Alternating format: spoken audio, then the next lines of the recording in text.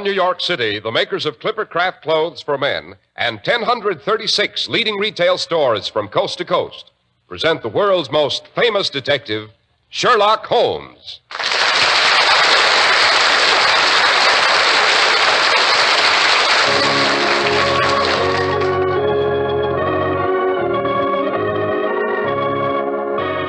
This week's story, The Adventure of the Veiled Lodger.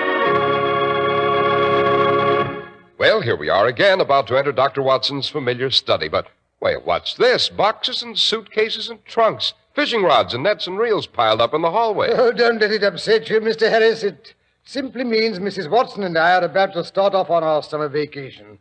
Personally, I'd just as soon stay comfortably at home. But you know how women are. Have to have an excuse to buy a lot of new summer clothes, and then you have to go off somewhere to show them off. Oh, yes. Seems to me I've heard you'd bought quite a few new Clippercraft suits and sport jackets yourself, Dr. Watson. Well, you wouldn't want me to embarrass the little woman, would you? Oh, good grief, no. And there's one way of making sure the women of the family will be proud of you. Of course, buy Clippercraft. All right, you are, Dr. Watson. And now, before you begin the story you promised us, The Adventure of the Veiled Lodger... Which has to do with a very horrible murder that interrupted a fishing trip Holmes and I were enjoying. It was brought to our attention by little Jojo, the clown who traveled with Rhonda's circus. It seems that Sahara King, the lion, had got loose. Hey, hold on a minute, Dr. Watson. Before we meet these clowns and lions and circus murders, suppose I say a few words on behalf of the generous gentlemen who have footed the bill for this long and delightful series of Sherlock Holmes reminiscences. That is a motion I second with pleasure, Mr. Harris. Very well, then, Doctor. You can buy clothes for almost any price you wish to pay, but it's hard to believe you can buy such really magnificent suits for only $40 to $47.50. Tropicals for only $33.75 to $40, and sport jackets for only $26.50. We're speaking of Clippercraft clothes, of course. The only way you can prove this to yourself is by seeing Clippercraft for yourself and by comparing them with suits selling for many dollars more. Clippercraft clothes are made according to a plan that makes these out-of-this-world values possible. In the Clippercraft plan, 1,036 of the nation's finest independent stores from coast to coast, stores you can trust, voluntarily concentrate their buying power to provide steady year-round operation, reduce manufacturing and distribution costs. Despite rising manufacturing costs, you make a real saving. See your Clippercraft dealer tomorrow. Compare Clippercraft with clothes selling for many dollars more.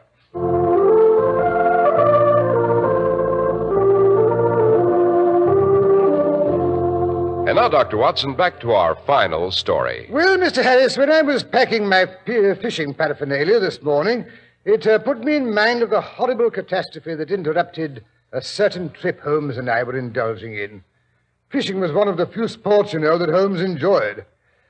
Yes, the last character in that tragic episode died just last winter. The poor lady who lived in a lodging house in total seclusion, going out only at night, and then always heavily veiled.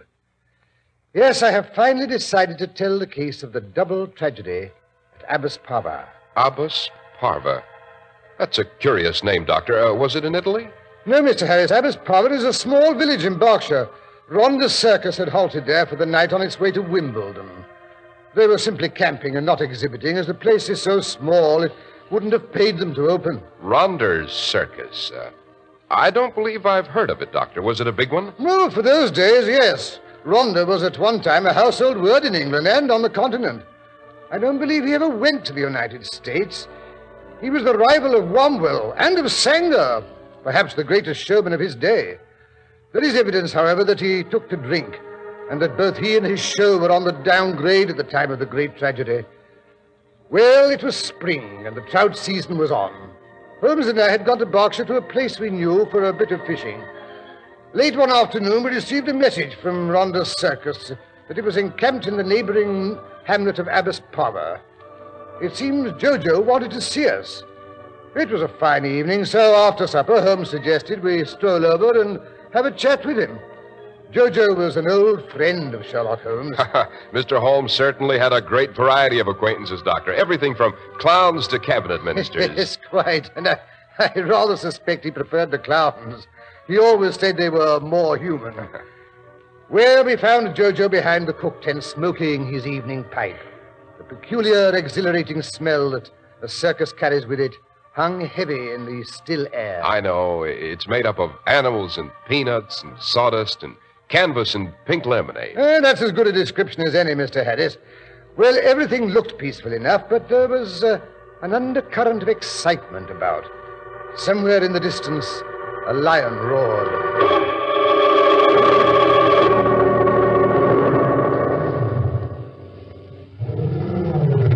What's wrong with that lion, Jojo? He sounds uneasy. Oh, you mean Sahara King? Getting near his feeding time. Sounds vicious, eh, Holmes? That he is, sir. Vicious. Came near to mauling Jeannie when she went into his cage for last night's show. Who is Jeannie? Well, now, don't tell me you don't know Jeannie, Mr. Holmes. I'll bet Eugenia, the greatest artist on a slack wire this country ever had, until she cut a ligament in her right leg one night last year when a drunken roustabout hadn't put up her equipment proper like. Yes, a fine girl, Jeannie. Born and brought up on the sawdust and doing spring through a hoop before she was 10. The prettiest youngster you ever did see. Hair like red gold and cheeks as pink as roses. Well, she's only 28 now and an handsome woman still, but she's seen a bit of life, Mr. Holmes, and it's left its mark, I guess. Oh, what happened? Well, when she was going on 18, she married Rhonda. You mean the man who owns this outfit? Yeah, that's him. August H. Rhonda. And there ain't a wild animal in any of his cages can touch him for pure downright meanness and cruelty. Well, didn't the young lady know that when she married him? Oh, she knew it right enough. Ain't anyone in show business to know about Rhonda. She married him to save her dad from going to prison. You see, Rhonda got him for forging a check. Some say it was a put-up job. And I'm not saying it wasn't likely, seeing as Jeannie's father never learned to read or write. Howsoever, Rhonda seemed to think he had a case, so Jeannie married him to keep things hushed up. Yes, sir, that check was for £100, but I guess Jeannie has had £1 million worth of suffering since then. Rhonda kept getting worse and worse. First it was drink, then women. And then he took to beating her up. The unmitigated blackguard. Yes. I kind of figure he hated her because he knew he wasn't fit to clean her boots. Always figuring out new ways to torture her. And when she fell and cut her leg and couldn't walk the wire anymore, he said she had to do something to earn a living. He put her in the cages, doing an act with the big cats. You mean the lions and tigers? Yes, Mr. Holmes. Well, Jeannie's always been afraid of them ever since she was a baby. Couldn't even stand the sight of a common, ordinary house cat. Some folks are like that, Mr. Holmes. Yes, it's a not uncommon phobia. Yes, sir. And so when Rhonda made Jeannie work with the big cats, it was pure torture to her. And maybe he didn't know that. Yes, sir. He even makes her feed them. Says it's because they'll feel more friendly toward her if she does. But between you and me, it's because they always roar so at feeding time, and that terrifies her. You see? Pleasant medieval gentleman. He should have lived at the time of the Spanish Inquisition. Look here, why didn't someone in the circus interfere? Go to the police. Well, we don't dare for fear of losing our jobs. Well, besides, what could we prove? Watson, the circus is a world of its own, and the people in it are born, brought up, and finally die under canvas. They travel here and there, never making any real contact with outside life. If one of the performers had stepped in to protect Mrs. Rhonda, he'd have lost his job and never been able to get into a circus again, in all probability. Yes, sir, that's right. As I said, the circus is a world of its own. It has its own loves and hates, its own laws and standards. And Rhonda is its czar, its Caesar, its god. To the circus performer, there is no life outside the circus. Take him away from the sawdust and the circus smells, its eternal wanderings, its audiences, its hardships, and he's as lost and out of place as you would be on Mars. Yes, sir. And that's why no one's ever called in the police. First, because we don't dare, and second, because we don't like outsiders poking around our affairs. Ah, but you're different, Mr. Holmes. You understand us. Besides, you're not a regular blue nose. Yes, that's what he's always saying, not one of the official police. Yes, sir. And so that's why, Mr. Holmes, I thought maybe you'd kind of take a look around. Maybe you might be in time to prevent something. What do you mean by something, Jojo? Best if I know, Mr. Holmes, but Something's going to happen. It ain't going to be pretty. I got a feeling, a kind of warning, and I ain't the only one. The rest of them, they got the wind up, too. We don't know exactly why. Yes, I noticed that everything was unnaturally quiet as I came past the tents tonight. No singing and shouting, none of the usual couples walking around arm in arm. Everyone seems to be under cover. Yeah, that's what they are, sir. Under cover and listening, waiting for something to happen. Some people say we circus folks is superstitious. You call it what you like. But we always knows when something's going to happen. The night before the big blowdown, outside of Dover, when 20 people was killed, there was a feeling like this, all through the camp. The same way when Lillian Deland's trapeze snapped and she broke her neck. Even the animals seemed to feel it. I tell you, Mr. Holmes, something's going to happen. But we don't know what. Perhaps you do. Subconsciously. I'm afraid I didn't get that, Mr. Holmes. That's pretty big words, so whatever it was. Subconsciously. All I mean is this, Jojo. We are aware of a lot of things in the back of our minds that we don't actually think out. The back of our minds notices a lot of little things we don't even remember. And it adds all these little things together and reaches some rather surprising conclusions. Now and then, these conclusions amount to a knowledge of danger. And the subconscious mind tries to flash us a warning, and we feel uncomfortable because we cannot go back into our unconscious minds and dig out the items that have gone to make up the total.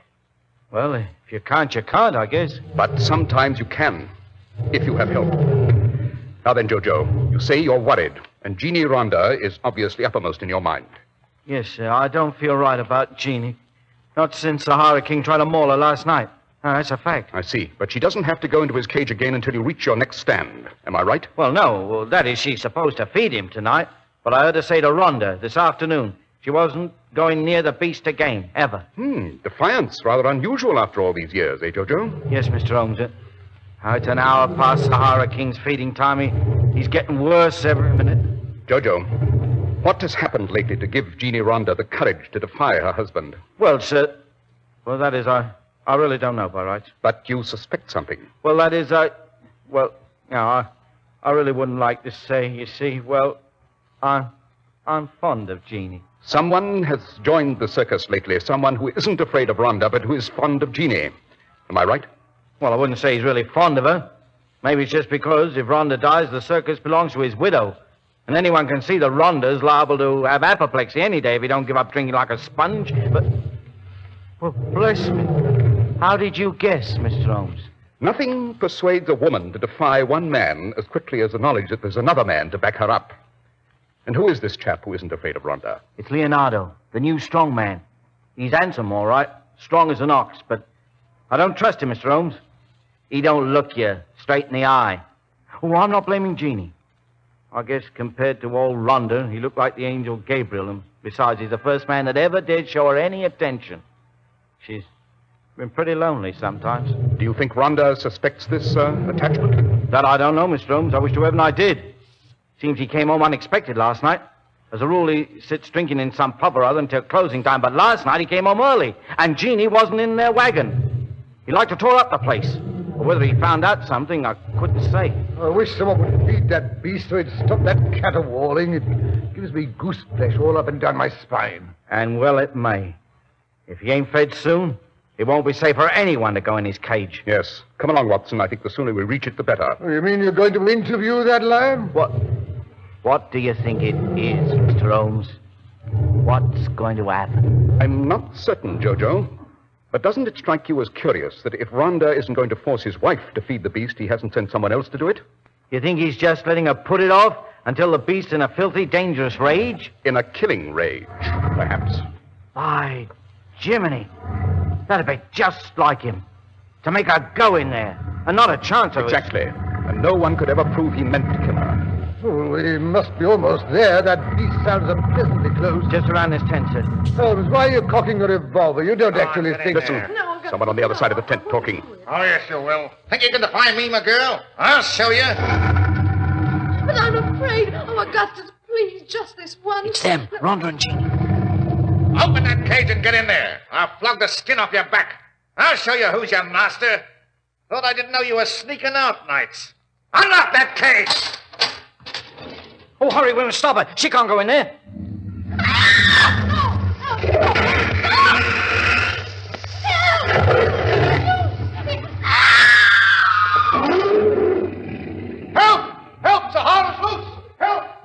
There they are. Sahara's out of the cage. Got her down. In her face. Stand back, Watson. I'm going to shoot. You got him. You got him. Jeannie. Jeannie. Are you hurt? Her face. Oh, it's torn to pieces. She's covered with blood. Oh, Jeannie. Easy there, Jeannie. Jojo. Easy. Watson, is she dying? No, I think we can save her, but she'll be horribly disfigured. And this man over here, I take it this is Rhonda. Yes, Mr. Holmes. Sahara must have got him, too. He's gone, I'm afraid. Back of the skull completely crushed. Good Lord, that animal must have had a paw like a sledgehammer. Look how the claws tore the scalp. I wonder. Well, I must say I don't see anything to wonder about, Holmes. The lion escaped from the cage and went for both of them. Yes, but why not the other man as well? What other man? The one who screamed and ran away. Oh, coward. He could have saved me. Coward. Oh.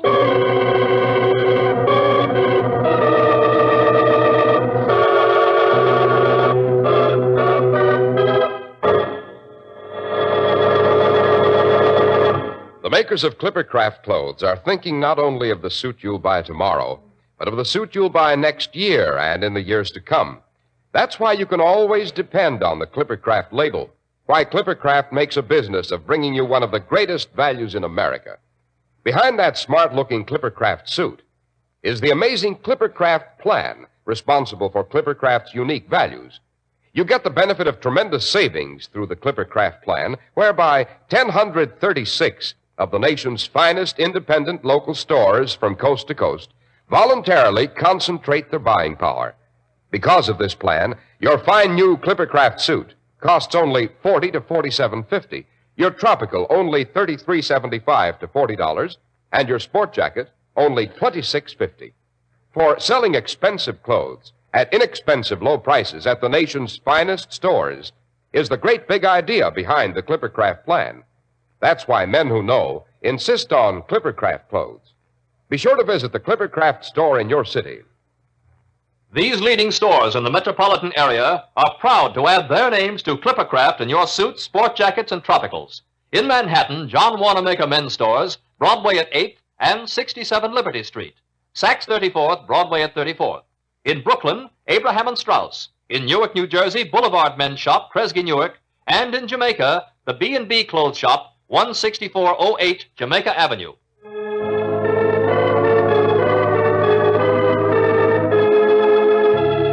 And now back to Sherlock Holmes and Dr. Watson. We find Holmes smoking his pipe deep in contemplation as he waits for Dr. Watson to finish caring for Mrs. Rhonda. The night is black and breathless. Even the animals are hushed. A heavy-footed figure approaches. Well, Watson? She'll live, but she won't enjoy it, I'm afraid. Horribly disfigured, eh? Look here, Holmes, it's getting late. Let's be getting on home. There's nothing more we can do here. After all, you can't arrest a lion for murder, you know. If it was a lion, Watson. Oh, what do you mean, if it was a lion? We saw him, didn't we, tearing at that poor woman's face. I'm not thinking about the woman, Watson, but her husband. He was lying fully 10 paces from the cage. I doubt if the lion ever got that far. Oh, rubbish, Holmes. You're trying to build bricks without straw. This isn't a case for the police. Perhaps not. It may very well be a case for Sherlock Holmes. Oh, that's conceit, pure and simple. Come along, Holmes. I'm nearly dead for sleep. So you don't think it's a case, Watson? No, I don't. Then would you mind telling me what, to your way of thinking, did happen? Well, it's all rather obvious. Jeannie Rhonda opened the cage, the enraged lion jumped past her, killed her husband with a blow, and then returned to finish her off. It was the back of Rhonda's skull that was crushed, remember? Well, naturally, he turned and ran when he saw the beast coming for him. And the man's voice, the man we heard shouting for help? Oh, Holmes, don't be pig-headed. Of course Rhonda called for help when he saw the lion was out of control. You mean to tell me a man can still cry out with the back of his head battered in? Well, no, that is... And we could still hear his voice after his wife's cries had been stilled? Well, of course... Furthermore, Rhonda's body was lying with the head pointing towards the cage, not away from it, as would have been the case if he'd been running away and attacked from the rear. No, Watson, Rhonda was facing the cage when he was struck down. Struck down by the man who called for help but ran away when the lion, infuriated by the smell of human blood, turned on Mrs. Rhonda. Yes, but... That's why she kept saying, coward, he could have saved me. That man could have driven off the lion with a weapon used to kill Rhonda if he hadn't lost his nerve. Yes, but look here, Holmes. Rhonda was killed by the lion. He must have been. The marks of his claws were left on the skull. You saw that yourself. Mr. Holmes. Mr. Holmes. Oh, there you are, Jojo. What does she say? Did she see who killed her husband? She won't talk, Mr. Holmes. I can't get a word out of her. But I think she knows right enough. Oh, it's terrible. She just lies there, moaning and crying for Leonardo. And where is that gentleman? I tried to find him for her, but they tell me he went off to town soon after supper. What? Yet, there he is now, coming up the road from Abbot's Parlour. Yeah, I must run and tell him what's happened. Jeannie wants to see him. He's the only one who can comfort her. Oh, that should be an interesting interview, Watson. Suppose he wandered over to Mrs. Rhonda's wagon. I believe it has a convenient window. You mean you're going to eavesdrop? That is my intention. Holmes, have you no moral scruples? None whatever, my dear Watson. None whatever.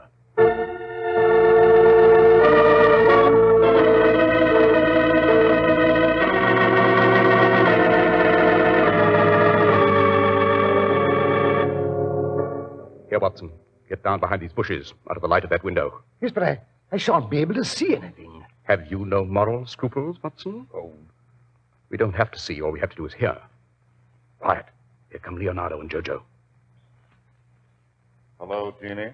Leo, why did you do it? You promised Shut me. up, will you?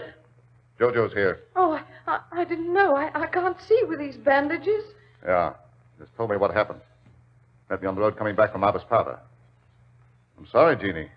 You got pretty badly mauled. Yes, but that doesn't matter. Oh, Leo, we won't have to run away now. Rhonda, he's gone. We can get married, decent-like. Married? What makes you think I'm going to marry you? But, Leo, you promised. You think I want to be tied up for life to a woman with only half a face left?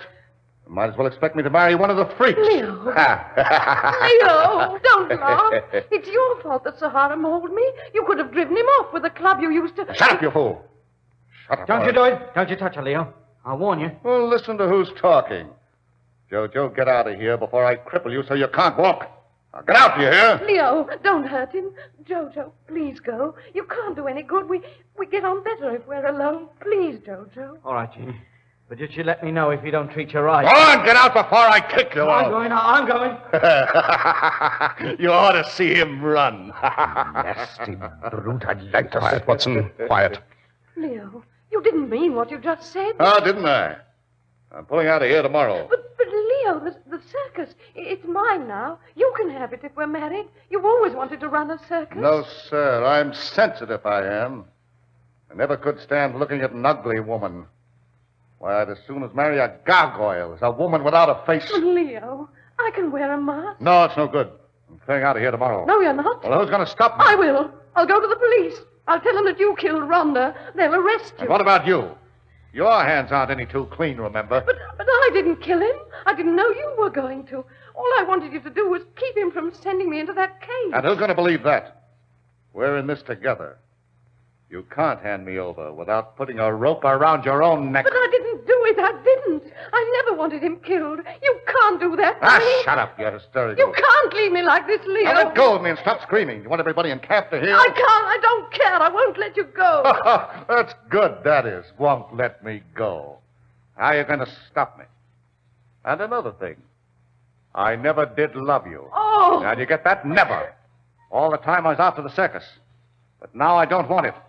Not if I've got to have you along with I'll it. kill you, Leo. I'll kill you for this. Go ahead. You haven't got the nerve. Well, I'm going. Leo. Leo. Oh. Holmes, you're not going to let him go like that. He's guilty. Curse him. Curse him. Holmes, she shot him. Quick, Watson. We've got to see him. Perhaps he's not dead yet. I wish we'd stayed home tonight. Here he is, Watson. Help me turn him over. Righto. Yes, he's dead right enough. Hit between the eyes. Nice shot. So, she did have the nerve after all. No, Watson. Jeannie Rhonda did not shoot Leonardo. But Holmes, look She here. couldn't. Her eyes were bandaged. Come along, Watson. We're going home. I think I could use a bit of sleep myself. But I say, Holmes, look here. Aren't you going to stay around and find out who shot him? I don't think I want to know, Watson. We solved the first murder. That's enough for one evening. Besides, did I ever tell you that Jojo's father was famous for his tricks with a rifle? Yes, I believe his sons weren't half bad either.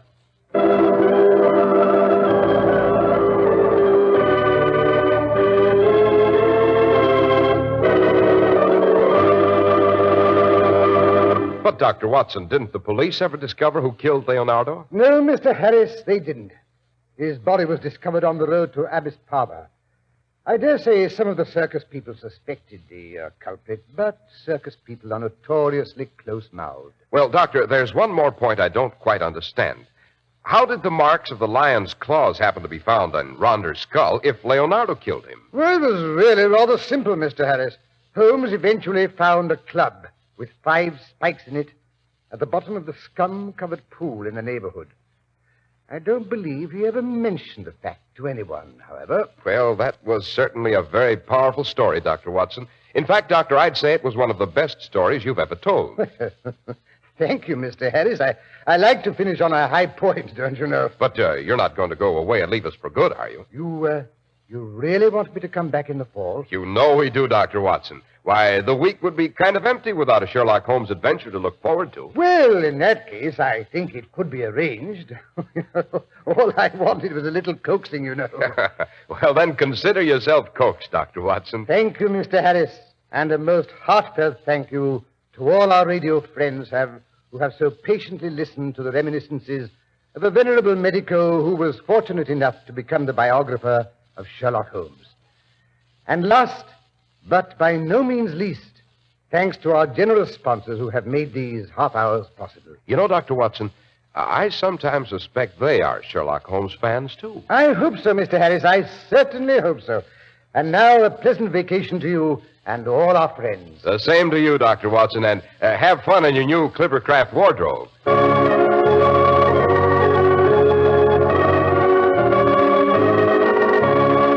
The makers of Clippercraft clothes and 1,036 leading stores from coast to coast have brought you another in the new series of broadcasts featuring the world's most famous detective, Sherlock Holmes. Our stories are based upon the character Sherlock Holmes, created by Sir Arthur Conan Doyle. Sherlock Holmes is played by John Stanley, Dr. Watson by Alfred Shirley, and the dramatizations are by Edith Meiser. Sherlock Holmes is produced and directed by Basil Lochran, with special music by Albert Berman.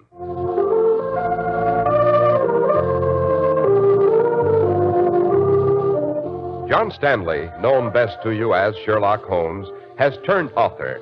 Be sure to read his article, Powder Smoke, at 221B Baker Street, in the current issue of Black Mask magazine, now on your newsstand. If you don't know your Clippercraft dealer, write Clippercraft, 200 Fifth Avenue, New York City. Well, cheerio, Sherlock Holmes, Dr. Watson, and members of the Clippercraft radio audience until the fall.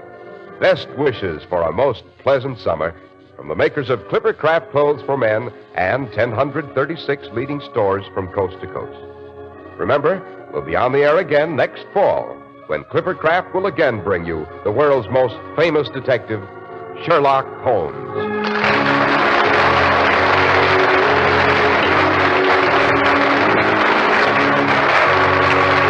This is Cy Harris speaking for Clippercraft Clothes. This is a mutual broadcasting system.